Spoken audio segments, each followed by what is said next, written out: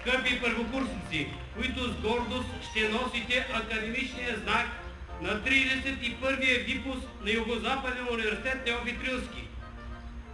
Уважаеми студенти, преподаватели и служители, честит първи учебен ден, честит празник! Нека сведем чела на признателност и бъде благословена във времето великата мисия на уния двамата европейски покровители Кирил и Методий.